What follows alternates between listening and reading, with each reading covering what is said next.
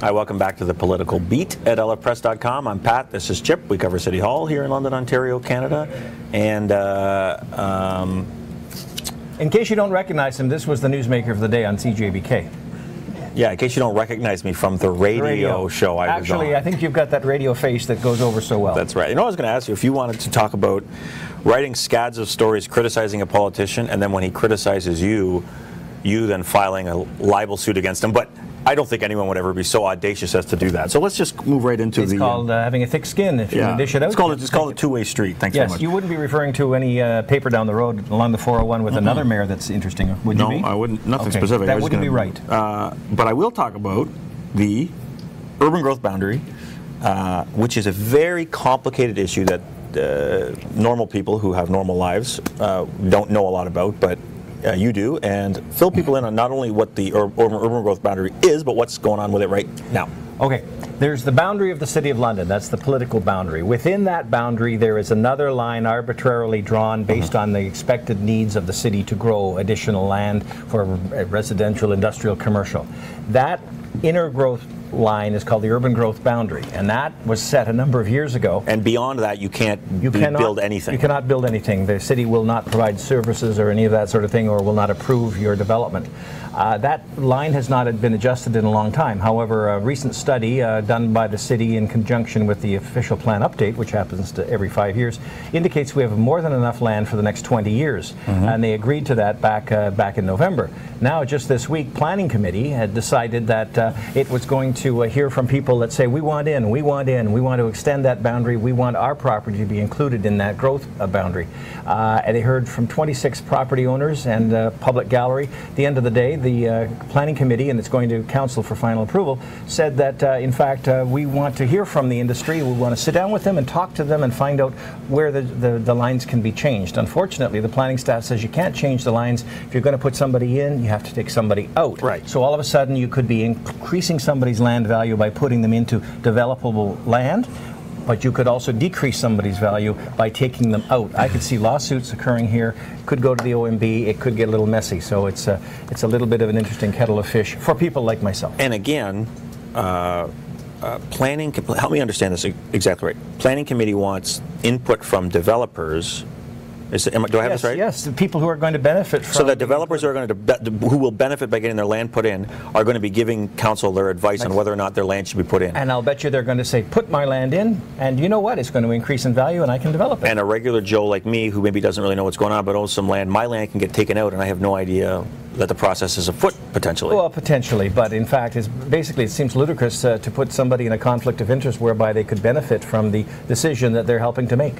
And that was a politicians. That's called a pecuniary interest. It's outrageous, and that was a planning committee recommendation, and the vote was 3-1, 4-1. It was 3-1. Mayor Fontana led the charge, followed by his wingman, Mr. Polhill, and I'll go along with anything, Mr. Henderson, against the planning chair, Joni Beckler. Planning staff was probably pulling their hair out right now because this is not good planning. But what was the justification in the debate? Hey, let's get some input from developers because. Well, because a number of these developers say, listen, there's a sewer line right across the road. You could easily develop my property. There's other stuff within the area that will not be developed for the next 20 or 30 years. Why don't you put my stuff in and take theirs out? Well, it's going to be one developer fighting against another, developer pitted against developer, and then the people that are coming out are going to be saying to the city, you can't do that. You devalued my property. Right, and it speaks to the larger issue, which has never really been growth or anti-growth. Everybody wants to grow, I think, or I would say most people want to grow, but who controls the growth? Does City Hall control the growth, or do the developers control the growth? And I suspect most Londoners would want it to be City Hall. Unfortunately, not always the case. And when developers control the growth or have a large say in it, we get something called urban sprawl, which costs us all. Correct. Joe Fontana, trial date is set for? May the 26th, 3 or 4 days, I understand, before a judge alone. And the judge will be coming from out of town. Judges can usually set aside where they live, but just out of an abundance of caution, they've decided to bring in a judge from out of town to hear the evidence against Mayor Fontana. So a non-jury trial, and again, you can, if you're criminally charged, you can decide which one you want, if you want a jury or a judge, right? Yeah, there is very serious matters, as I recall, like murder.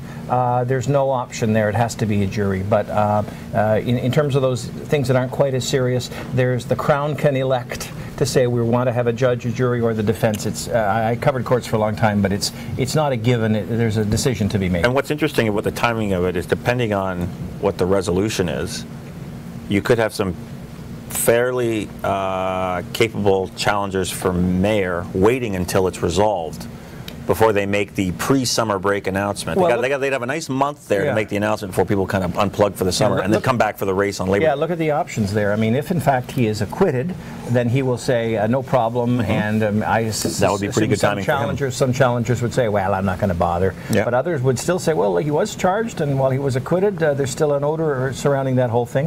However, if he's convicted, even if he's not jailed or given jail time or fined or anything like that, I would think that would flush out some people to say, well, look, he's a convicted criminal and I can do better than that. Yeah, I just can't help but wonder if that's what they're waiting for. I think so, and whoever they are, you also have an interesting point that you made where, let's just say he is acquitted. Let's walk down that path. May 26th to October 27th, which is the election, is June, July, August, September. That's 5 months. That's a long time. Do people, I mean, I wonder if he'll have it all out of the way. It'll be sort of back of mind for people. People's memories are short. However, there's a cumulative thing with respect to people's memory, and when it gets on to a certain level, you just did a story this week about that, the survey of Londoners and how they think we are poorly served by our current members of council, which 70% this paper and observers have said was the worst council ever. There seems to be a cumulative effect of these things in terms of people's perceptions, and that may cause them to remember more closely at election day what's been going on. Yeah, maybe. On another note, another dire note, Kellogg announcing this week the shutdown of their half-century-old plant here. That's 565 very good jobs gone. It's dreadful news. Obviously political implications to it because the mayor promised 10,000 jobs, and I would say there's a very clear indication that City Hall was completely powerless in this and maybe even unengaged, and you know, maybe it's too much to expect them to have been able to do anything, but bad news. Yeah, bad news. Also coming at a time when the Canadian dollar is declining against the American one, so one would think that the numbers crunching of the viability of that plant would have improved. I'm still left with the wonderment about the Cuban sugar. I understand that the sweetened cereals that Kellogg's does are done in London because they can get sugar fairly cheaply from Cuba, whereas their plants in the States can't do that. So that's an interesting thing that goes into the numbers crunching. But bottom line is, sad day for London, 565 jobs. And how many big employers, industrial or food processing employers, do we have left? Not many. It's a very difficult reality to face, particularly because it seemed like in at least the last couple of months there was a little bit of an uptick in employment, or I should say a slide in unemployment rates. And I kind of got the sense, oh, maybe something's happening here. And then this is not even a body blow. This is like a steel chair to the back of the head. This is terrible. Not good. Not good at all. And puts the mayor, unfortunately, further in the hole in terms of promising 10,000 jobs before the next election. The numbers, it's not good. Right, and lest politicians think it's not a big deal, that survey you referenced, which was an Environics survey of 500 Londoners, found that far and away the economy is the #1 issue for citizens, which is no surprise, right? And it will remain so. Okay, that was a good one.